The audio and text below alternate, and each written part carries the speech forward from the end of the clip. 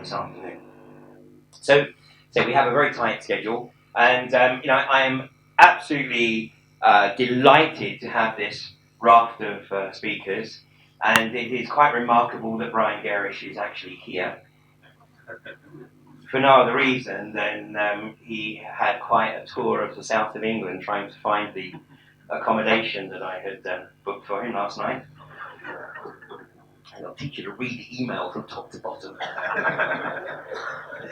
But anyway, I mean, obviously we are in very, very interesting times, which of course was an old Chinese proverb or saying that wasn't meant necessarily as a compliment. But we not only are we living in interesting times, we are also participating in interesting times. And this is, of course, what the establishment has a real problem with. And as we might hear a little bit later on, it's why the establishment looks to find ways in which they can corral the opposition. So it's no surprise to me that we find Occupy 2018 manifesting as Extinction Rebellion, because the role of that is to corral the activist left and to undermine the very effective community activism that has been building. And if anyone's in any doubt about Extinction Rebellion, then all you need to do is look at the two primary organisers of that event, which are Roger Hallam and George Barder, and you look at the history of these guys, you look at whose payroll they're on, and the way in which they were literally set up to bring about Occupy. They tried to hijack the anti-fracking movement in the early days, but fortunately we were on top of that and managed to manoeuvre around it, which is why the anti-fracking community has been so effective. So now Extinction Rebellion is there to try and corral the activist left and effectively demonise activism. Whereas, Middle England was starting to become aware that it was actually time, and it needs to stay aware, that it is time to actually get involved.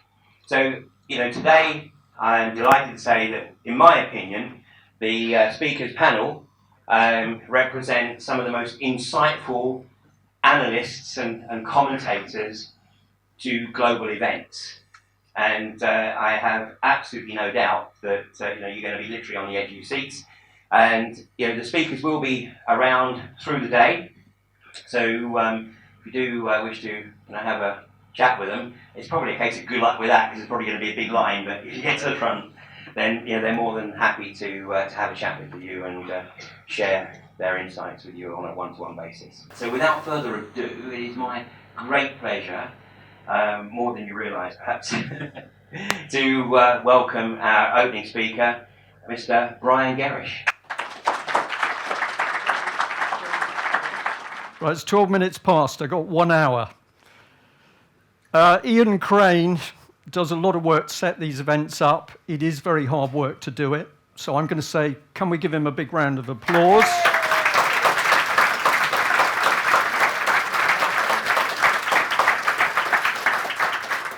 He gives us an impossible job because we got 1 hour to talk about what we think we want to talk to you about, and 1 hour is never enough. There are other speakers who take 6 or 7 hours. I now understand why. So I'm going to say that. I spent 8.5 hours in the car with Patrick Henningsen yesterday, and I tell you, we've put the world to rights. We've solved everything, so you can relax. But one of the things I said to Patrick is, who will be there? Will it be people who've followed what we're talking about for some time? Will it be new people? So just give me some hands. Are you regular followers of what we're talking about? So that's, I'd say, the bulk of the room. How many people are new? A few. Well done. Can we give a round of applause to the new people? Okay. Right, so I'm on safe ground now because we said, how do we deal with this? Because you've got to give a talk, you've got to make it interesting, you've got to cover different ground, it's got to be relevant, it's got to be exciting, the graphics have got to be good. So I said to Patrick, what do we do? And he said, just do the usual, which is you've got to terrify them and you've got to make them laugh. That is the combination, okay? So what are we going to do? So is this going to work? I am not going to talk about Brexit. right? Brexit is the biggest political lie that has ever been unleashed on this country. It is a lie from the beginning to the end. There is no Brexit, there will be no Brexit, because while this woman is talking Brexit, she has given the whole UK military structure to the European Union under military unification. That's all I'm going to say about it, because you can read the rest on the UK Column website. You've got Alex here, who's happy to talk on the subject. I am, but I can't do it in the talk. But Brexit is just a big smokescreen. Now, we're here to talk about the corporatist agenda. Okay, so I think this is quite reasonable. We just want to make a bit of a profit. This is going to be the best talk, so I think it's reasonable. There's this surcharge. We're happy to take gold notes, bank cards accepted. There's an additional charge of 4.5% for credit cards. You happy with that? You know the language I'm using, though, don't you? Right now, any late payment to that surcharge, we've got some enforcement officers. They're mainly in the dark shadows at the back of the room. But remember, enforcement officers are for your safety, okay? So don't think they're there to get that money out of you. It's for your safety. Now, there's a discount of 3.2% on additional charges, a discount of 3.2% on additional charges can be obtained by an early booking, provided you put that deposit of £37.50 in for the conference of the year. Now, you're assuming I'm talking about an Ian Crane event. Well, I'm not, because, of course, the conference of the year is Novichok Returns. All right? And if you're not really up on Novichok, it returned a little while ago. We'll come on to that. I've used this joke before, but if it works, stick with it. I have the wipes. Okay?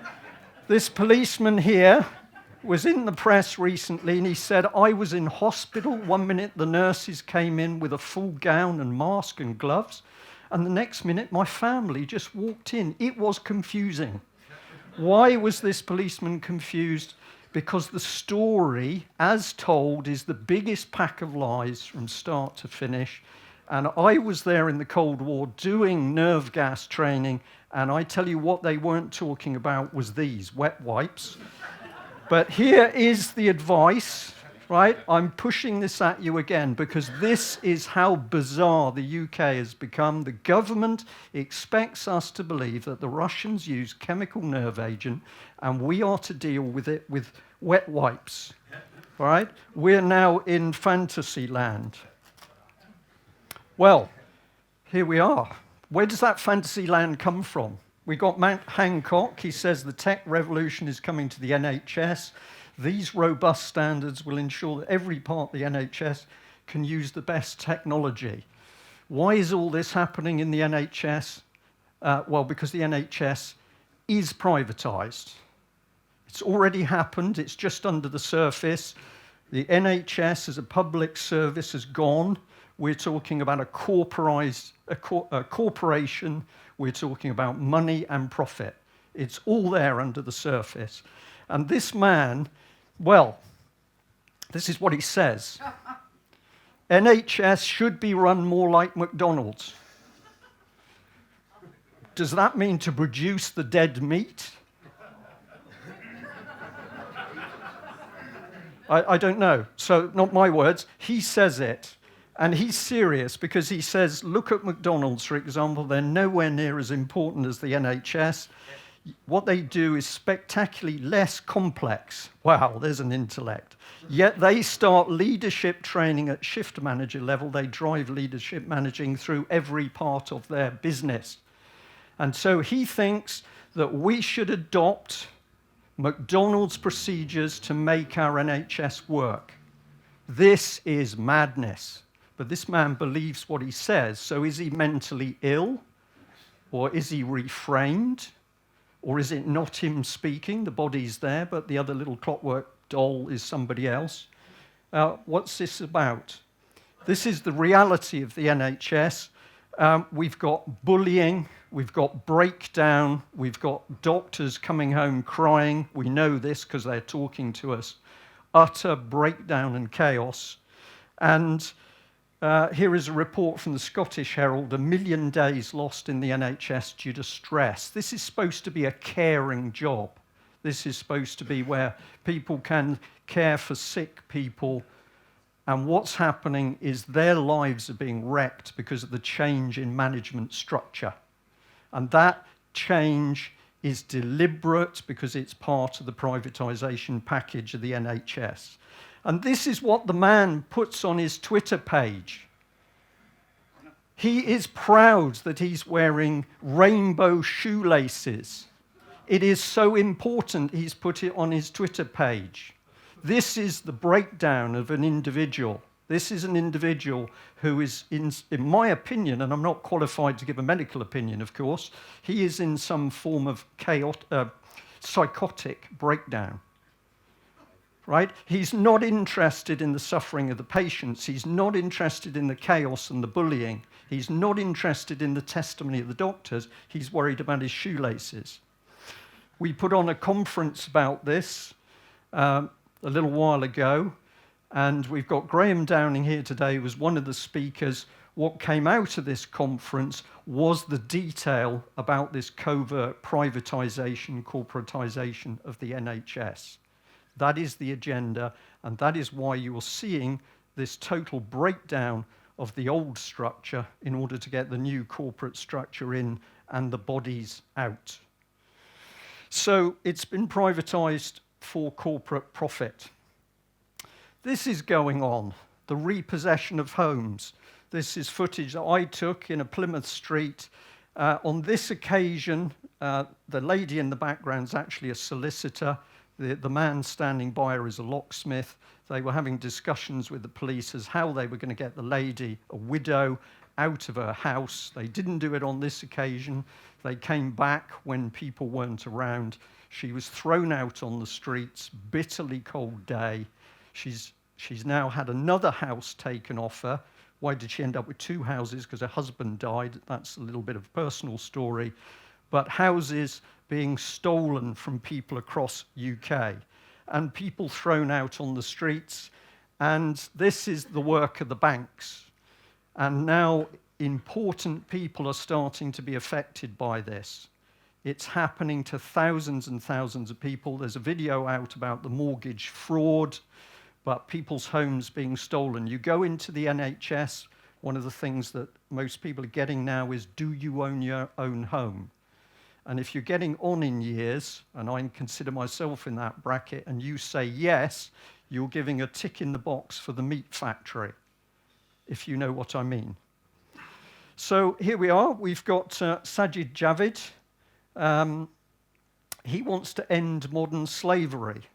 That's what he says. Now, I can only show this information because, of course, these are Mike Robinson's slides from the UK column. So I'm going to say I'm standing here talking, but, of course, a lot of what I talk about comes with the help of Mike. The impact is huge, both on human lives and our economy, with estimates putting the cost to the UK of this slavery 4.3 billion. We're into people trafficking, and we're into billion-pound industries.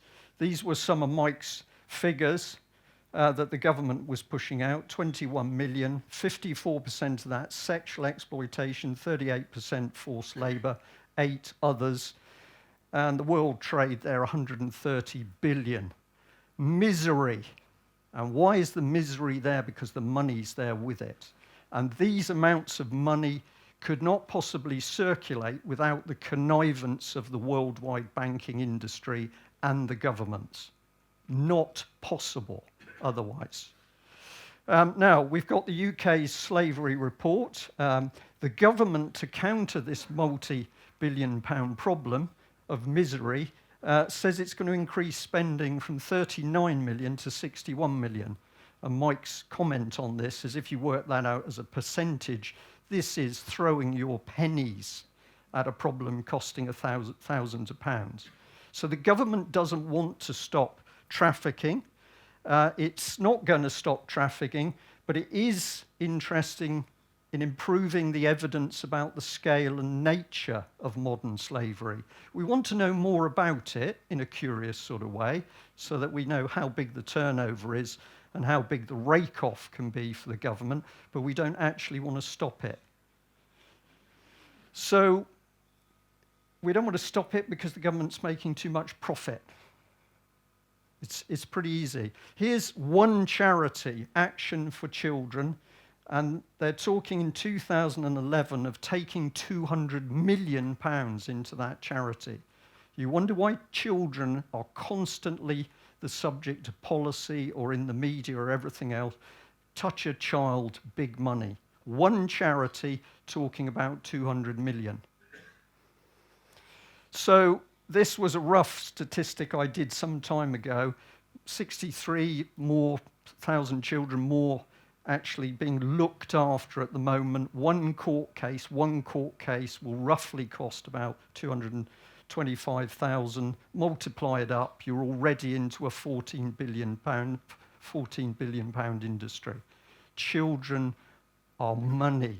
Drugs, that's down the scale. Children are big money. And this is why the corporations like children. They can make profit out of the care, they can make profit out of the vaccinations, the compulsory vaccinations. There's no law to say it's compulsory, but the state acts as if there are laws. Body parts, special needs, sex abuse, films, and the bonus that anybody involved in this trade can be blackmailed to make more profit. So go to children, you're into money on a big scale and profit. Now, we've got people like this, Helen Stokes-Lampard, Chair of the Royal College of GPs. The consequence of publishing misleading information about vaccines means that you're a danger to public health. Right? So what is she doing? She's protecting the profits of the big pharma industry. Does she know she's doing that? Possibly she doesn't, because there's a lot of very naive people, particularly if they're on big salaries. But we know that the future is not looking promising. David Noakes is in prison for helping some people. Here is this man that they're saying dangerous and irresponsible. He's not in prison. We're there, genetically modified babies. Did the baby volunteer for the treatment?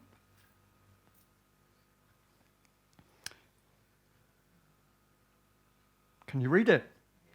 Does the foreskin facial mark the end of the world? Kate Beckinsale is the latest celebrity to try the treatment, which uses a serum derived from babies' circumcised penises.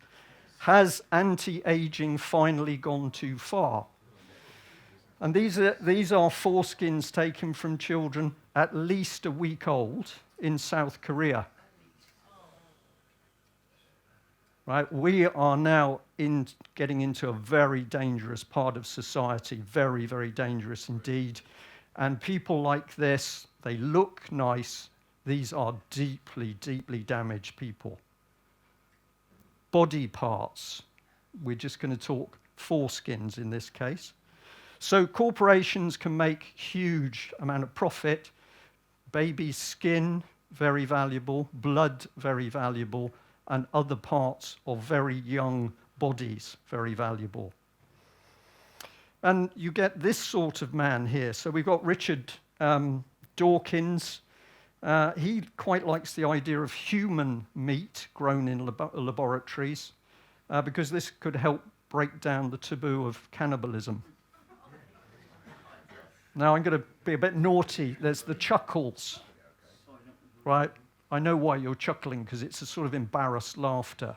This is deeply wicked stuff, and I'm using that word deliberately. We're into the realms of what is wicked. And this man, I believe, is one of the most wicked men in the country, and of course he's feted by the BBC and the mainstream media.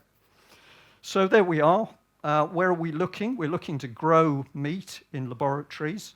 So when you get your McDonald's burger, which will probably be served up in the NHS, you won't actually know what that meat is or whether it is meat. But don't worry, because somebody's going to be making big profit. And we can trust the banks. Here's Goldman Sachs saying, trust us because we're going to help 10,000 small businesses, greater access to education. Did you know the banks are responsible for education? Their style of education. They're going to give capital and business support. 10,000. Well, of course, it's not 10,000, it's hundreds of thousands of businesses interacted with the banks and controlled. So banks, like corporations and businesses, if I spelt that properly, over public services because they make more money.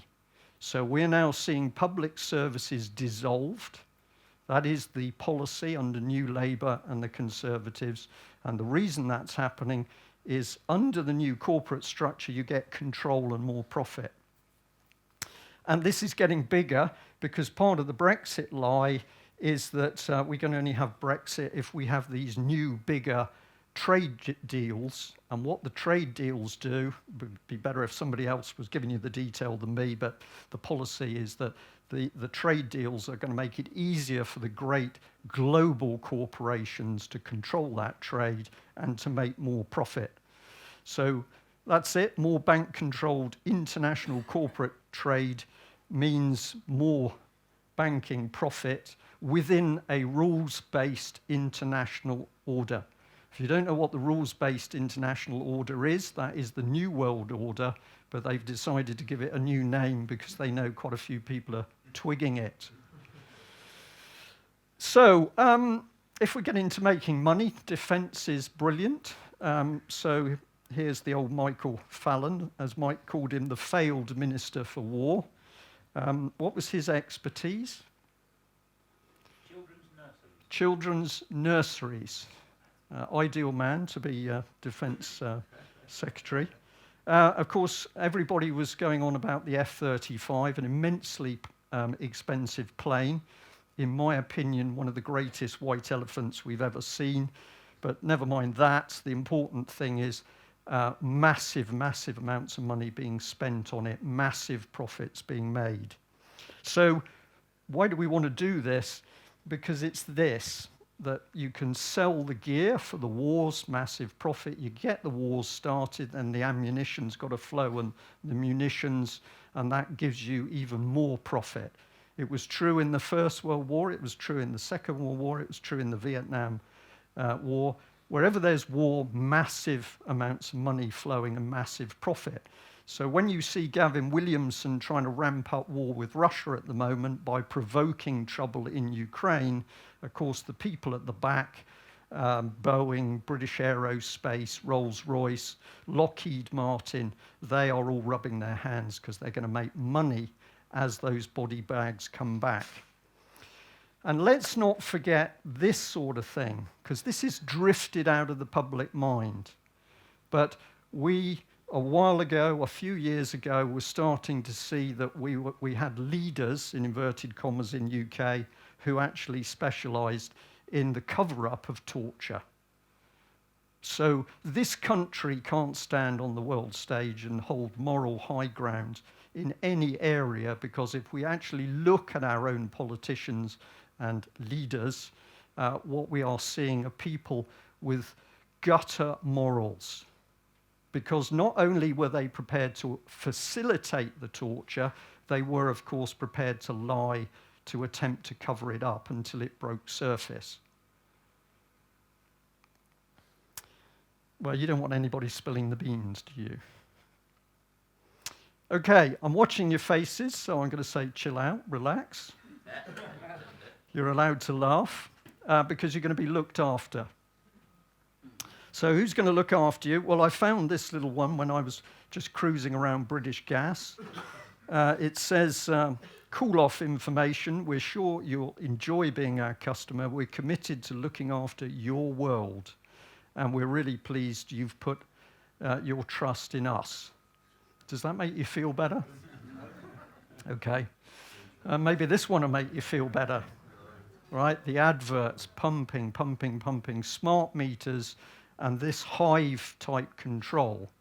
And we've already recently had people shut out of their homes because there was a failure of the hive system. And when they got home and attempted to press the button on their phone, it didn't unlock their doors. You might be locked out of your house. You could be locked in your house, right? This is dangerous technology. It's not for your benefit. It's going to change your world, but it's not for your benefit. It's because in the first instance, there's two things: control and profit. They wouldn't be doing this if they couldn't get the profit in. So I wouldn't have one. BBC, always good subject. Not-for-profit public service. We did a lot of work on the BBC a while ago. In the centre there is where the BBC becomes something different. So the BBC says we've got to use capita to do a little bit of arm twisting. That means threatening the public to get the licence fee. And in comes the 3.74 billion. But alongside that, they're running BBC Worldwide Limited with 1.1 billion of sales and profit, a mere 156 million. But remember, the BBC is a non-profit organisation. I wouldn't want you to get confused.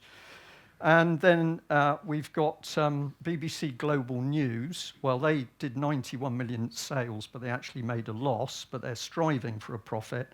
And then we've got the studios and post-production. At the time I put these figures together, they also made a loss, but the aim is profit. So the BBC is one lying corporation. It's a massive propaganda machine. It is absolutely there to make money, but the British public don't see it because we only see the bit they give us under the licence fee. It's deception. I would say it's fraud, but at the moment we haven't really started to hit them. But this is the good news, because they're not involved in fake news. This is off one of these highly glossy, semi-interactive BBC stories. Have you seen these on the BBC website? Go and have a look, because they're very interested. They're very in your face. The moment you move your cursor on the screen, it will scroll and pictures appear. It's all a bit creepy, but it's very slick. And they're now picking up subjects about this. And this is one that caught my eye, the birth of the term fake news. Well, I had to cross out a few bits because, of course, the birth of fake news originates with the BBC. And where did their background in this come from? Second World War, when the BBC was running the propaganda arm for the Ministry of Defence. The BBC thinks that Hillary Clinton is the person, because she said it's now clear that so-called fake news can have real-world consequences. So I get a lot of confidence from the BBC trusting Hillary Clinton. No? I'm just checking that you haven't gone. And this is part of the article. The BBC had been doing a lot of research with a man who said that he was online exposing people who were producing fake news, particularly in the political arena. And wherever they found fake news, they posted an image of a goat over it. Do you find that a bit strange? What's the sort of goat's image apart from, pardon? Satanism. That's the sort of image. So we were to read this article and we were to be intrigued and impressed because a man we know nothing about, apart from the fact the BBC's spoken to him, says that he can deal with fake political news by overstamping a goat on it. This is weird, weird stuff. Here's the BBC at it, faking wildlife shots. This is the BBC faking the conditions on an estate. The local people got very upset about this, so local youngsters, youths, were asked to put up their hoods in order to make it more spooky and thuggish. But that was pushed out to the rest of the BBC audience as if it was true. So this is fake news, but you are paying 3.74 billion for this fake news machine. And I had fun earlier in the week because I'd been following the BBC's charity, BBC Media Action. And what we discovered is that they're operating in Ukraine, and that's very interesting because there's a lot of tension in Ukraine. But what did we see? we saw that they were funded by the Foreign and Commonwealth Office and the US State Department. So we've got a charity funded by the British government and the US State Department in a very troubled spot.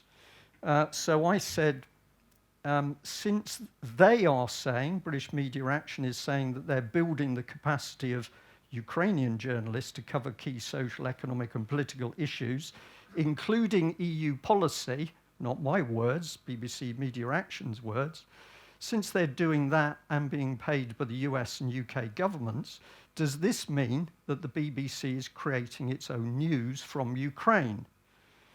And I posted this to a guy called Jonah Fisher, BBC, who's one of their correspondents in Ukraine, and within 3 minutes, I was blocked from the site. 3 minutes. Somebody else posted exactly what I'd said, bang, blocked. Somebody else did it, bang, blocked. This man was frightened. He was very frightened. What do I think the BBC is doing in Ukraine? I think they're doing what they did in Syria, which is working to help incite the violence. And it was a lady called Julia Harkin from BBC Media Action who is quoted as saying, we worked with the opponents of the Assad regime in order to promote change in the country. The BBC, I wouldn't let the BBC organise the cutlery and the dishwasher in my house. Well, I'm not allowed to do that actually myself. I'll be shot. Okay, but the thing is, fake news is good for making money and profit. So that's good. But it's not good because sometimes it's difficult to get the money out. So this is House of Commons, disinformation and fake news interim report.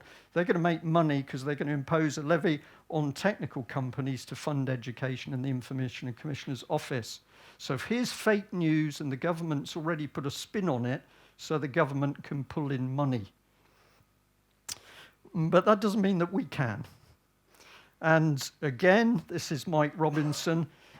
This man was announced as the head of counter and disinformation and media development. So this is a high-level civil servant. We can't get any information about him because they don't want to answer freedom of information requests. So this is another spook has appeared within our civil service. Very, very dangerous situation. Leave you to read that one. Here's some true news from the Daily Star. Brexit STD, warning super gonorrhea to spread more easily when UK leaves the EU. No, I mean, you're laughing, but this is true. I'm not quite sure how it's true or how this is going to materialise, but the Daily Star thinks that never mind that our military are being absolutely wiped out, you better behave yourself if you're going to get involved in Nookie. Now, what else is happening? Well, let's just play this little video clip. Ladies and gentlemen of the press, dear guests, it's nice to have you here on our Strasbourg press conference. And I would like to say some words on the Global Compact on Migration. On the 10th and 11th of December, there will be an international congress in Marrakesh, Morocco, with regard to this Global Compact on Migration. And the participating countries are set to sign this agreement. And although this joint agreement isn't binding, it's still meant to be the legal framework on which the participating countries commit themselves to build new legislation. And one basic element of this new agreement is the extension of the definition of hate speech. The agreement wants to criminalize migration speech. Criticism of migration will become a criminal offense. And media outlets, and that also concerns you, that give room to criticism of migration can be shut down. The Compact for Migration is legalization of mass migration. It's declaring migration as a human right. So in fact, it will become impossible to criticize Ms. Merkel's welcome migrants politics without being at risk to be jailed for hate speech. So this agreement, to our humble opinion, is a coup d'etat of pro-migrant liberal globalists. And it will greatly benefit multinationals. Because, you know, countries who import the third world will become the third world. And it's absolutely clear, and you all know that in third world countries, multinationals dictate the rules. Now, I'm on camera, and I want it to be very clear. The next slide will put this to bed. But this is mass migration for mass misery. This is nothing to do with races or religions. This is to do with the movement of cheap labor in order for corporations to be able to make even more profit from minimum wage or whatever it's going to be. This is about suffering on a scale in the world we've really never seen before. And if I show you this man, Peter Sutherland, he's dead now. The EU should be doing its best to encourage mass migration to, quote, undermine the homogeneity of European countries. The policy is political to break down structures, and they are prepared to use anybody in the world that they can move from one location to the other. Now, I know, and I've discovered there's a lady here from Poland, but I know that in Poland there's problems because the young people are not there. So Poland can't run some of its own structures because it doesn't have its own people. Probably they're here in London somewhere. We've got the same thing happening in France. This is not about colour or race. This is a global political agenda to have people as slave labour. But of course, the BBC will never talk about the real policy here. But if we dare talk about what the real policy is, they're already working on legislation to shut it down. There's no money in truth, so they want to put truth to sleep. They want to shut down truth. And if we shut down truth, we're moving into a new society, and I'm going to say we're moving into a society, you could say it's 1984. I haven't driven into central London along the M4 and the raised bit of road at Hammersmith for a while, but I'm looking at the gantries and the TVs and the TV screens on the building. I felt this morning we were driving into 1984, but this is much darker. Because with the close down of free speech and the corporatization and the profits, we're also getting this massive close down of decent society. This is a very dark agenda. Well, do I need to say more? These are some of the things that this man has said recently. What am I highlighting? I'm highlighting that they're a bit too close to people who've been involved in abusing children. And they're swallowing huge amounts of money. Does anybody know how much the UK monarchy are worth? Trillions. I don't, but the first bid from the floor is trillions, and I wouldn't disagree. We don't know. So not only are they immensely wealthy, their wealth is secret from the nation which they're supposed to rule. These are deeply, deeply dangerous people. And here we've got Prince Andrew. He had no idea what this man had been up to. I finished this presentation at 1 o'clock this morning. At 8 o'clock this morning, I bought this paper, which is just unbelievable. And here we are on page 9. Photo Andrew must long to forget his back in his new trial of his shamed friend Epstein. This hasn't gone away, right? This is all there in the background. But soon you're going to see this suppressed. I'm going to suggest that Elton John's pretty capable at shutting down reporting for whatever reason. It seems to me that's what happened. So this is the sort of thing they say. And I won't do the accent because I'm a bit posh anyway, but if one has enough money, one can do as one wants. £64,000 for a child. That's what I was told by a police officer was the going rate to buy a child on the streets of Northern Ireland. And once you had that child, it was on a sort of no-return basis. So we can be a problem, the masses. We're the masses. You might not have thought about that. You looked in the mirror this morning, you might have thought something else, but you're a mass. And the masses are now being culled. I could do a whole talk on this, many people better than me. A chap called Mark Jones is doing a lot of work on this, but this is Office of National Statistics, 50,100 excess winter deaths occurring in England. This is the tip of the iceberg, because there are now huge peaks in deaths in hospitals. This was revealed by a very, very dedicated man called Sir Brian Jarman. His work was suppressed by the British government because what he was showing was that there was essentially a cull operating through hospitals of elderly people.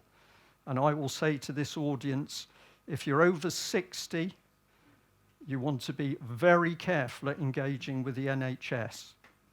And if you haven't got many friends or relatives, you need to make sure if you're going into hospital, you've got somebody to visit you on a regular basis. I'm sorry about this, but I had to do it. It's the subject of death. This is tragic because it's Dawn Sturgis. Do I believe people died in the Novichok incident? Yes, I do. But we had the ridiculous situation where they couldn't handle the coffin because it was too dangerous. They should have used wet wipes. There we go. Actually, I'm going to award those to you. Go on. No, it's okay. It's okay. They should have used the wet wipes, but remember what the policeman said, but my family was coming in without any stuff on. So I'm coming back to this, because if we know that the state is a complete arse, am I allowed to use that one? UK comment? Oh, okay, all right, sorry. If we know that the state is really bad, right, there's no point in believing anything they're telling us. And that is why alternative media is so vital now. It's not just us. There are many people putting out little podcasts and stuff, really brilliant information. So I'm not mocking the dead, absolutely not. I'm mocking the story. So who started the privatization policy, right? It wasn't the politicians, because the politicians are utter puppets. They only operate in the party because the party selected them as a candidate. Who controls the party? The funders. So if you go to the Conservative Party, because we went down this route pretty quickly, we got a guy called Zabludowicz who gave money for Cameron, and he put a lot of money into the Tory party. So the funders.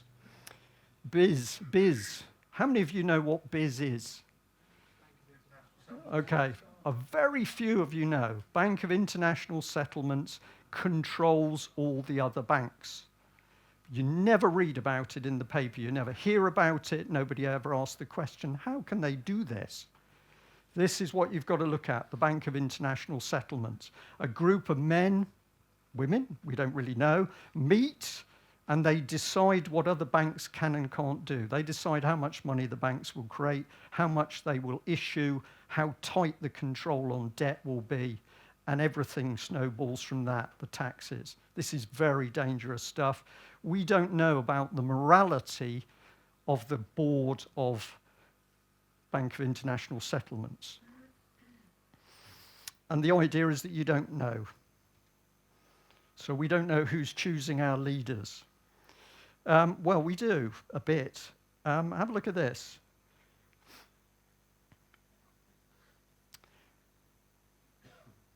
So Common Purpose, the charity, selecting future leaders to run the country, has been working with American Express to choose and train those leaders who they say will ultimately be in every charity and non-government organization. So did you get up this morning and think, well, actually, to solve the problems in Britain today, I think we need American Express? Yeah? But this is happening. It's real. This is Charlotte Durden, who's the chief executive, saying that she's had a brilliant time working with Common Purpose. So what's American Express about? Debt, profit, money, nothing about loving, caring for people, but they're now training our leaders.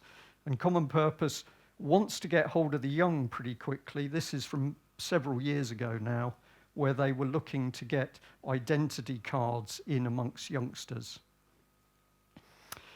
Who drives the policy? Right, I'm getting where I want to get to now. Let's run this.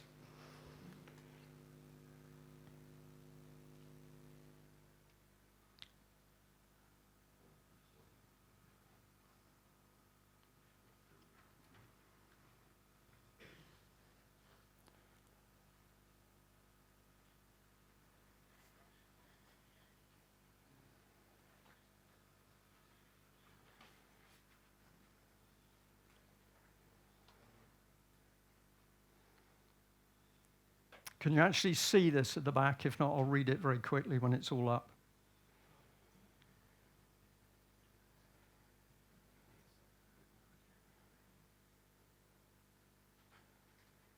These are all the particular organizations and individuals that my brain came up with because we hear people talking about it. Who's causing the problem? Socialists, corporatists, thieves, criminals, child abusers, fat cats, Tories, Nazis, totalitarians, communitarians. It's the Russians, it's the monarchy, it's George Soros, it's libertarians, it's Labour, it's right-wing, it's left-wing, it's liberal Democrats, it's Islam. It's those nasty Scientologists. It's the Chinese, it's the trilaterals, it's the Bilderbergers, it's the Committee of 300, it's the Christians, it's the Jews, it's the Muslims, it's the Americans, it's the Asians, it's the communists, it's the gays, it's the politicians, it's the Pope, it's the Catholics, it's the Jesuits, it's Putin, it's the BBC, it's Tony Blair, it's Donald Trump, it's Hillary Clinton, it's the bankers, it's the pornographers, it's the scientists, it's Common Purpose, it's the globalists. This is the soup which is causing people problems at the moment. Because the moment you attempt to label the people causing the trouble, it sort of spreads it. You can't pin it down. It all blurs. So I might have missed some. You're saying, well, he hasn't mentioned the so-and-so, but these are the sorts of ones people throw at us. And if you deal in terms of groups of people all grouped together, actually you can't see what the problem is. This is the advice. And I make no whatever about, this is a biblical quote, of course. Look at what they do and what they say. There are Scientologists who are doing some very good work at the moment. Would I become a Scientologist? No. Have I talked to some of them? Yes. Was I invited to go to a dinner because they said I'd done some good work? Yes, I went. Do I talk to Catholics? Yes. Do I believe the Pope is bad? Yes. I did a talk in Cork, and I just got going, and somebody at the back of the room said, Brian, can I ask if you're a Protestant? And I said, yes. And you could feel the tension in the room. And I said, and I'd have to add that I think that the Pope and the whole of the papal organization is very bad. And boy, it was interesting. And then I said, before you judge me, I also think that the Church of England is run by Satanists. And then all of a sudden, it all calmed down. And we had some great discussion until I said, we need the ammunition to sort this problem out. And then they all went very wobbly on me. And I won't do the Irish accent, but the voice said, Brian, I think it's better if you don't talk about ammunition around here. This is the advice. And many people are too deep into their occult research to actually just take the simple advice as to how you spot the bad people. What do they say and what do they do? They may be Labour. They might be staunch Labour. They might be blinkered Labour. But do they do things which are essentially right, or do they do things which are wrong? This is how you judge them. And we were also given this advice. It wasn't that money was evil, it was the love of money. So we've now got another clue to who we're looking at. If people are handling billions and trillions of pounds of money, while we've got people who can't feed themselves in the world, we know we're beginning to look in the right area. Do I think all bankers are psychopaths? No. Do I think a lot of them are very greedy and blinkered? Absolutely. Do I think they're led astray? Do I think there are lots of defective things? Yes. But until the man or woman speaks, you don't know what they've got to say. So we need to look at this, because the corporate agenda can only happen. The global companies, the profit, their power over nation states. You know, some of these global companies dealing with money bigger than a national GDP. We've got to look at who controls them. And we've got to look very carefully. This is a charity that I only discovered the other day after following a route through hedge funds. MQ, I can't think what it actually stands for. You'll find it online. It's talking about their funding. They were set up by the Wellcome Trust. Do you know what Wellcome Trust is? You need to have a look in it because it heads into the pharmaceutical industry. But this is the bit caught my attention. Through our new adolescent data platform, we're planning to create an unprecedented resource of existing and new data about 10 to 24-year-olds. They are always after the children, right? So you haven't agreed to them sucking all the information out the NHS about your child or the doctor's surgery. It's already happened. An unprecedented database. And have a look at this. Find clothing for their own kids. Fashion has the power to shape people's minds. We're at Celine trying to shape the future of all human beings by saying, find your own individuality. We bring a new order as a concept into the world. You know what? You don't know what they're going to become later. And you don't want for them to have psychologiquement a problem of growth and say, I'm supposed to be like that, I'm supposed to say that, I'm supposed to dress like this because I'm a guy, I'm a boy, I'm supposed to do. No, you don't know. Let people be who they are as quick and as soon as possible. She really did open up on many different fronts. And I was just asking our producers, is Celine doing new music? Is she going to finish up her Vegas?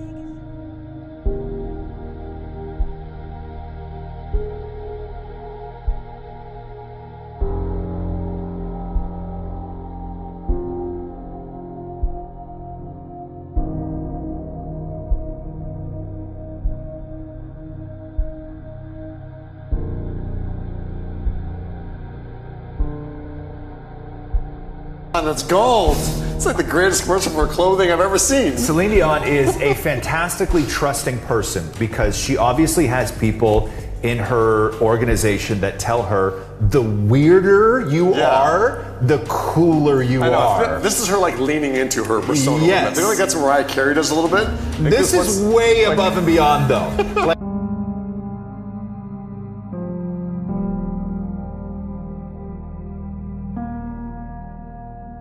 Because she is just somebody that you never thought would even have this side, and the fact that she's bought into it.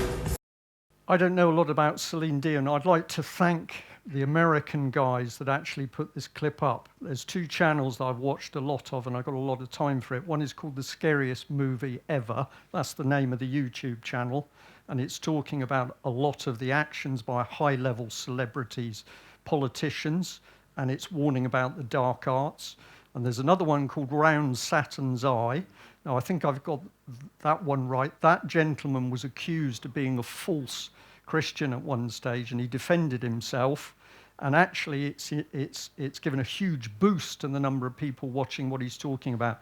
And he is analysing this stuff and saying, we need to wake up very quickly. Because, of course, Celine Dion couldn't do what she was doing without massive amounts of money coming in from the corporations behind her. So there's Celine right? What is this nonsense, right? The moment I see something like this that's not simple, not clear, that's weird, what you're actually looking for is some sort of occult stuff going on, right? Unites two forces by one voice. Fashion has the power to shape people's minds. You're not telling me that Celine Dion had a Weetabix and suddenly thought, I'm going to come up with something to shake people's minds. Well, it would have been a bagel, wouldn't it? Patrick will tell me off later because Americans eat bagels. I used to think it was beagles, and I thought it was bloody. No, I'm sorry, I did. I thought it was very cruel. This is Scotland today. Hate crime destroys lives. Help stop it, report it. This is a display in a supermarket. This is Scottish police with another lady and the big all-seeing eye. This is occult stuff, which is now appearing in mainstream British political policy. It's in our faces. And I'm going to make you laugh again because this is pretty heavy stuff I'm going through. I thought this was very cruel that they were only charging £4 each for the women.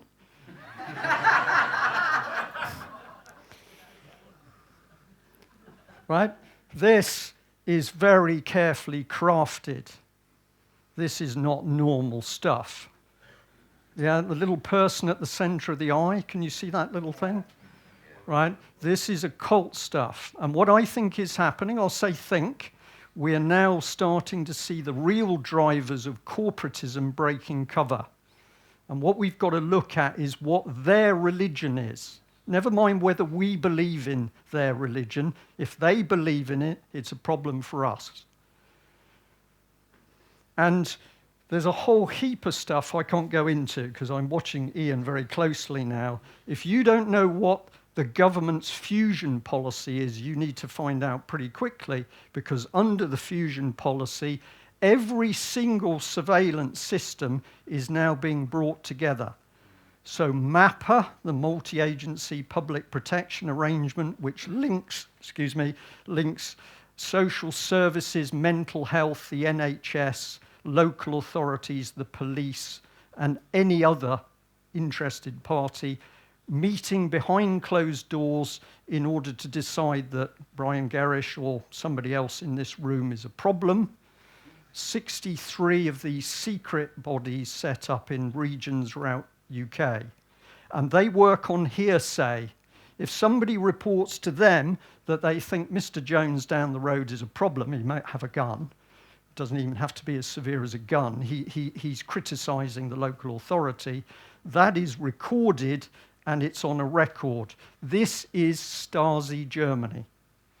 And it is here, operating under the surface in Britain. This is now to be linked with every other form of surveillance, including all the cameras and anybody that holds data on you. I can't give you the details at the moment because I haven't got time in this talk. You research fusion for yourself. You should be horrified. And if you go to America, you will see that they're talking about the fusion doctrine as well, but it is linked to the FEMA camps. Do I believe camps are being set up in America to take people arrested from mass protests? I absolutely believe that. I absolutely believe camps have already been set up in this country. The UK champions a whole of government, whole of society approach to prevention, which is reflected in the UK's newly refreshed counter-terrorism strategy contest. Fusion contest. They mention these words, research them. And here we've got the EU is now openly saying what we're creating is an empire. If I'd have said this on the stage 10 years ago, people would have laughed, but an elderly gentleman called Harry Beckhoff, unfortunately not with us anymore, wrote a book, Germany's Fourth Reich. And Harry Beckhoff was one of the analysts at Bletchley Park. He was warning 10, 15 years ago what the EU really was a resurgence of a Reich system. And now we're already talking about the war with Russia, which we are calling the new Barbarossa. French finance minister, we need a European empire. You can only create an empire with money. And even Napoleon beefed about that when he didn't have enough money to create his French armies. The same thing's going on. So you see policy, but what you've got to keep in your mind is who controls the money and what is their religion? What's their morality? Here's more. Ministry of Defence. States will increasingly need to work in partnership with a range of actors, and those that do so effectively will gain a substantial competitive advantage. So this was, sorry, his name's gone out of my head, very naughty, I'll come to it in a minute, but he revealed this on UK column, Mark Anderson, sorry Mark, a new world police force being formed. The law is not about fighting false information, it's about fighting the massive spread of that information. No, no, no. They're talking about suppressing truth. That was the statement. That's what I'd like you to take away. Plus, it's what people do and say. You want to identify the bad people, look at what they do and say. But this is the sort of clue we get. It's great to see public and private sector staff rubbing shoulders here in Canary Wharf. There isn't an independent political civil service anymore. It has itself been corporatized. Tony Blair started this, supposed to be a socialist. Well, of course, he's not. He's a corporatist. He's a communitarian. And credit to those American guys, they call it this, the beast system. And I am very happy to echo that, because what it's capable of is unbelievable. I can't talk about this lady because I haven't got time, but I have talked about her. We are going to talk about her. I'm being attacked by certain individuals at the moment through supporting this lady and shouting out that as an abuse survivor, she spent over 18 months, 19 months in solitary confinement. And a few individuals over alternative media are attacking me personally on this. And, well, there's going to be a response. We don't need her testimony in the child abuse inquiry. Well, we don't need to hear her. That's what they've said. Why? Because it's a cover-up for the people using those children. David Noakes, in prison as we speak, for trying to help people. But if you're chief executive of Big Pharma, you are going to go scot-free. This lady's been fighting for the truth. She's in prison. It's getting tough. What's here? The devil's in the detail, right? It's no good you just taking things at face value. If you really want to know, research. And if you apply what I've called the lens of righteousness, how many righteous people in this room? Well, I'm not one of them, but I understand the principle. The other side is here, wickedness. And where we're trying to get over there is to get in the love of humanity. And why do they want to get rid of any mention of God? Because they are terrified of people understanding we're not here to simply exist and die. So it's the beast system hidden in plain sight. You can't be silent. And this is something the speakers I know would say to all of you as an audience, thank you for coming, but it's more, because we need you to speak out, because if you are silent, that's taken as agreement with the system. That's it. Thank you very much.